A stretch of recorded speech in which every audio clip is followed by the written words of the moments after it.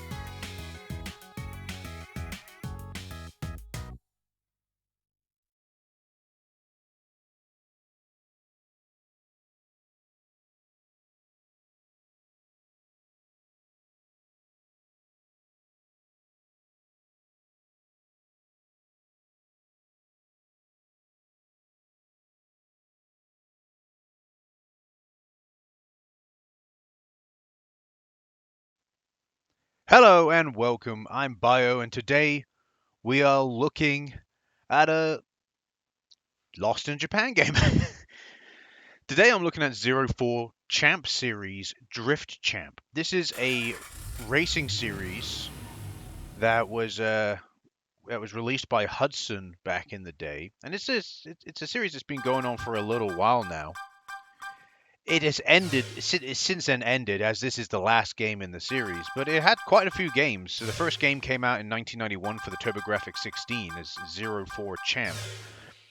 And then it had a bunch of games that come out, one for the Turbo CD, Super Nintendo, PlayStation, Saturn, with the final game coming out in 2002, which is the game we're looking at today, for the PlayStation 2. So, very strange. Now, it just, on here, it says publisher Hudson, but there's no developer listed, which I find interesting. I'm just looking at the back of the box here to try and see. It looks like it very likely could be just Hudson Soft. It might be an internally developed video game, very likely, from what I'm seeing from the back of the box. But, yeah. If you're wondering what that pause was, that was me setting up the controller once again. Because I keep forgetting to plug in my controller. I shouldn't have to do it in my eyes. In my eyes, computer goes on, controller turns on. It's plugged in, but I guess not. I have to unplug it and plug it back in for it to like wake up or something. I don't know. So I had to do all the map all the inputs again. So yeah, this is the first like racing game we're looking at for the Lost in Japan, and this entire series, and I find this to be quite a fitting title for Lost in Japan because this entire series is lost. It's not like Tokyo Extreme Racing, where you have some games released in the West, quite a good few of them, and then some games that are locked to Japan. This series is entirely locked in Japan. Like every single game is a Japanese exclusive. None of the games got released in the West. None of them. So it's very interesting. What I don't know what the I don't know what it's going to be like. It's like you could think even like there's another racing game series which is more of an arcade game series called Battle Gear. If you've ever heard of Battle Gear. And even Battle Gear has a title that's been released in the West. If you didn't know, Battle Gear 2 got a PlayStation 2 version. Again, this is a mostly arcade series. And the PlayStation 2 version got released in Europe as Tokyo Road Race. There you go. So even that got a Western version. Now, don't get me wrong, the third game, which also got a PlayStation 2 version, did not get released outside of Japan, but still, even with that series, well, at least one entry got released outside Japan, even if it was exclusively in Europe. Whereas this series, nothing. Absolutely nothing. So, the story mode looks to be, you can show from that intro. That intro was fucking fantastic, by the way. I love that intro. And that song, I want to know what that song is. Because now I want it. It had a very similar feel to like maybe Initial D. Initial D has that kind of like manga portrait kind of style. And it's just more stylistic, obviously. But it looks like it possibly has a little bit of a light novel kind of circus. Well, that's about a little bit of a light novel kind of style to the story mode in terms of like interactions between people, and then you go into the races themselves. So, okay. So this is called Drift Champ. So is I'm guessing drifting is meant to be a major aspect of this series. I can only assume. So let's see what cars we have available. We have the Toyota Supra. Okay. Toyota Altelza. Toyota MRS. Oh. Do you not have a Mark 1? Toyota Celica. Toyota Chaser. Chaser's nice. That's one car you never see is a Toyota Chaser. Now, you might see these in America, maybe. I don't know. I don't know. But in the UK, this car literally doesn't exist. Which is just unfortunate. It's a really nice looking car. Oh, we do have an MR2. Fantastic. Very, very... You know what car I want to fucking use then, don't you? We'll keep going along.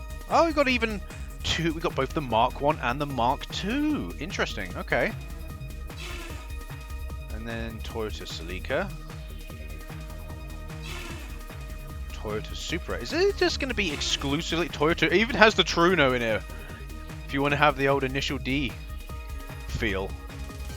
I was going to say, have we only got Toyota? But no, here we are. Nissan Fairlady Z. Okay, very popular car to choose. Nissan Skyline, another popular car. Nissan Silvia. I like to look and see what cars they have. Another Silvia. Another Skyline, older Skyline. I do like the older Skylines. Very nice. Everyone seems to love the GTR, but, you know, I'm the type of guy who likes the older style Skylines. Honda NSX, Honda S2000, Honda Prelude. Okay. Honda Integra. I'm not surprised with Integra. Mitsubishi GTO. Yeah, I'm not surprised by that. Mitsubishi FTO. Again, not surprised. Mitsubishi Lancer, that's just a staple in any kind of Japanese racing game. You need to have a couple of Lancers in there. RX-7, oh, okay. Again, it's a common one you see. Ooh, the Mazda Roadster. Okay, don't generally see that. RX-7. Impreza, yeah. Pretty much, if I see any, yeah, I was going to say, if I see any other Subaru car besides the Impreza, I'll be very surprised. And there it is. Well, oh, you know what car I'm going to pick. Of course, it's obvious, seeing as I really do like the Toyota MR2 Mark 1s. It's going to be an MR2 Mark 1. And I'm afraid I am the type that likes, I like the, when it comes to this car, this is one of the colors that you generally can get, and I'm not a big fan of it. I like either the entire white or the white and black. I'm going to go entire white because the white and black reminds me too much of the old Takumi Truno, so we'll do the white. The white, in my opinion, is the best one. Get this car in white, it's very nice. Alright, not a clue what... What? I don't know what RM is. That's a new type of transmission, okay. Just looking at this like, Generally speaking, if you want to be drifting, you want to be doing manual transmission, as automatic is a little bit more difficult. But I struggle with manual transmission in racing games. We'll do manual, we'll give it a go. Let's try and get the full experience. Oh, we're going to the Wagan Speedway, okay. Alright.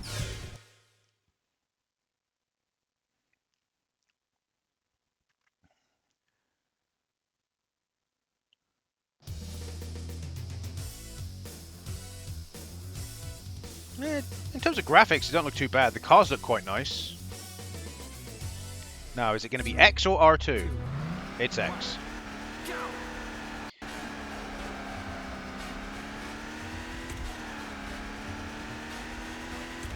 Alright, I now know what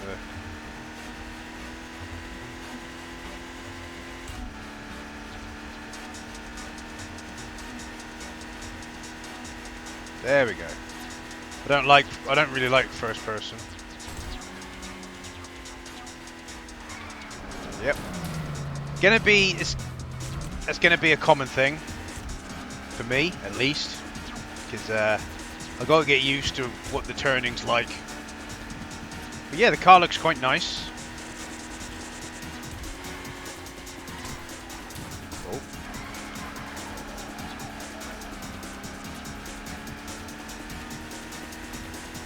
Alright. In terms of controls, it's okay. I would recommend the D-pad. I find the analog stick is a little bit too... Oh, did you go up a gear? This is the thing when I'm... Oh, oh god. Yep. Didn't mean to do that. It's very punchy. The D-pad. Oh god.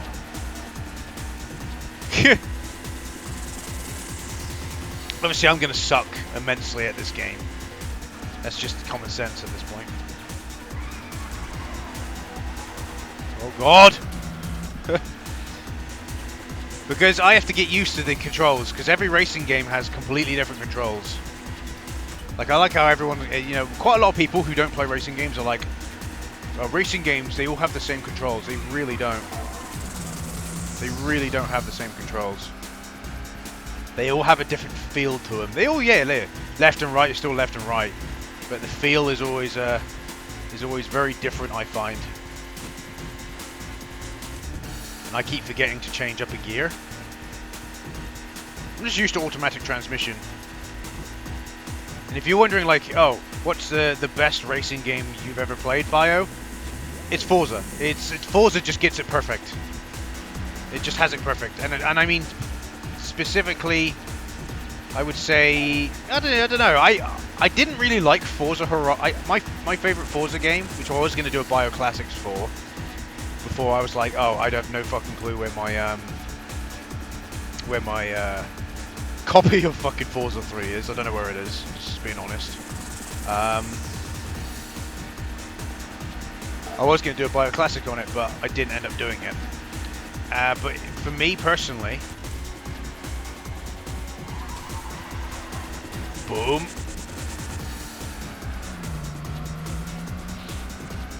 It's gonna happen at the end of the day because I don't really know what I don't know the threshold for what I need to turn, what I need to brake. Don't know any of that information. Don't have any of it. With racing games, as with all racing games, it is practice makes perfect. Like there, like what the fuck was that? That was shit. That was, I don't know. If you're wondering what happened there, I don't know what happened there. Let's just say that. I don't know. I have fucking no clue.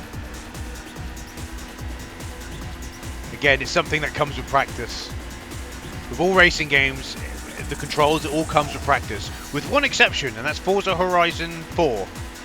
Now, I didn't really like Forza Horizon 3. Oh god, fucking him smacking into me spun me out of control. Was there no reverse? Reverse. Guess there isn't a reverse, okay. Either that or I need to do, put another gear down, I guess, maybe? I don't know.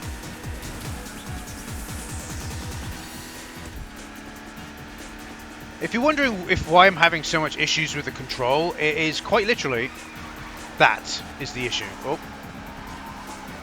See how much I'm spinning out there? You only need to have your thumb down on the D-pad ever so fucking slightly in one direction, and then boom, you're into a spin. Which again, it is a drifting game, I'm not surprised. But I have no fucking clue what the threshold is, so... And again, learning the threshold comes with practice, which you're not going to get from me with this game, because I'm only playing it the once. So... What the fuck is that noise? Oh.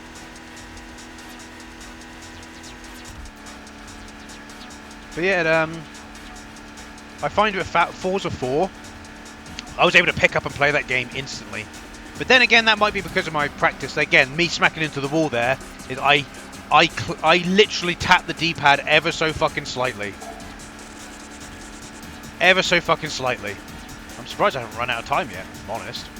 But I click the D-pad ever so slightly, and it's like, boom, let's go to the wall, boys! I don't like stuff like that, generally speaking. I like to have a little bit more leeway. There we go, I've hit the goal. I don't feel like there was a first or last place, it was just in, yeah, it was more like a time attack kind of thing. Yeah, it seems okay. It seems okay. You know, I can't really speak too much on the controls because, again, it takes a while for you, for any racing game, you have to play it repeatedly to get good at the game, and then I feel like you can say about the controls. But, I say that, but yet you watch some of my older videos and I say floaty or janky controls. But that you can, because I've played a lot of racing games in my time, I can pick up whether it's floaty or janky. This is neither, by the way, or else I would have mentioned it. This is neither. The controls aren't floaty. The controls aren't janky. They're very tight, very specific, and respond very nicely. But it's again, I think the controls in this game are absolutely fine, but it takes learning them.